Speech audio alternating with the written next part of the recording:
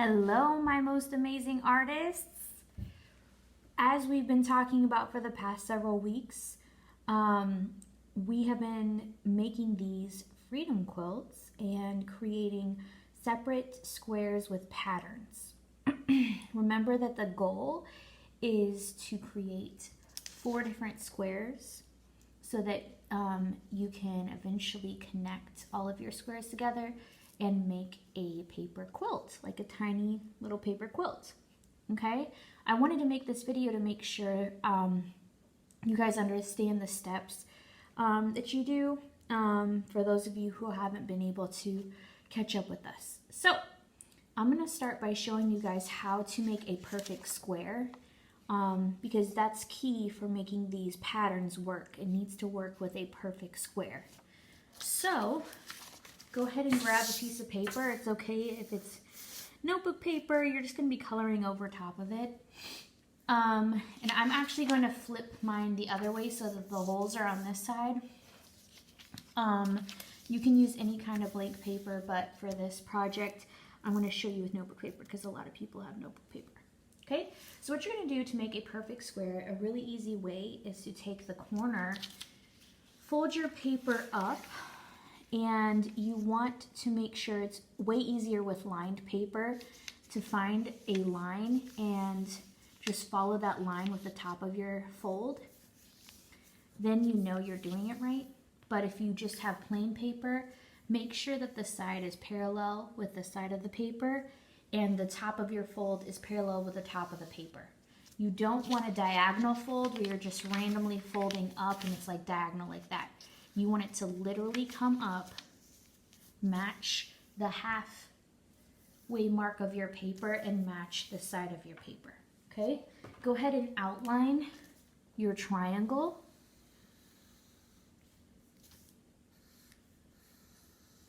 And then cut it out. And it should be a perfect square. A way to check if you have a perfect square or not is to either get a ruler or some kind of straight edge like a folder, a book, a notebook, an envelope. That's what I'm going to be using today. And just check. So the way you check is to mark one side. The length of one side of my square is right here. And then I just check to see if they all match that size.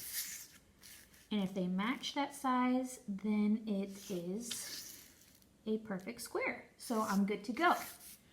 Now, before I start on making a pattern, a freedom quilt pattern, I need to figure out where the middle of the different sides are and the middle of where my square is, because that's going to be a lot easier to create my pattern when I'm starting. So I already have a diagonal fold right here that I did before. Now I need to create a diagonal fold going this way. So I'm going to connect this corner and this corner of my paper.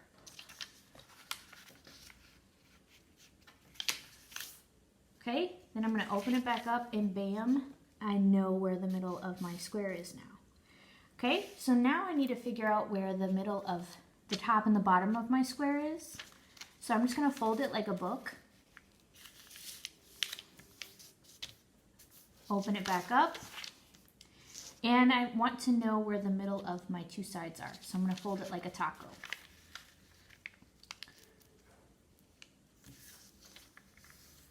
Okay. And now I have guidelines that'll help me when I'm making my pattern. I'm going to be showing you guys how to do the Northern Star pattern, but there are lots of other patterns posted on Canvas for you to look at and try your best to do on your square, okay? It is okay if your lines are a little sloppy. As you can see here, not all my lines are exactly straight, but when you color it in and you add patterns to each section, it looks great.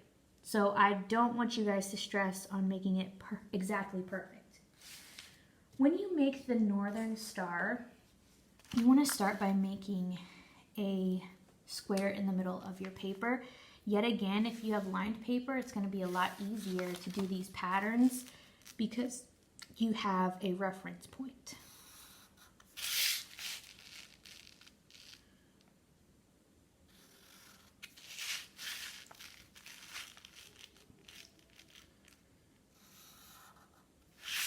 Wow, that looks more like a rectangle. That is okay. Like I said, doesn't have to be exactly perfect. Now what I want to do is I'm going to actually take the sides of my supposed to be square, the right and left side and the top and bottom, and I'm just going to take that line and make each of those lines go all the way off of the square.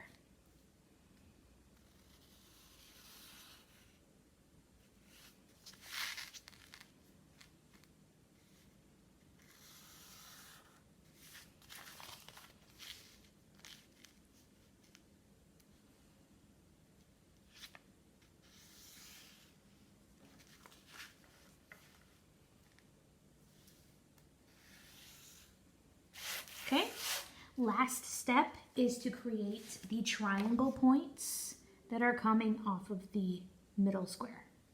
Very simple. All you're going to do is find the middle of each side, and you're going to connect the middle to the top line. So these two are going to connect together, and these two are going to connect together. Same with this side. That's where your guidelines really come in handy.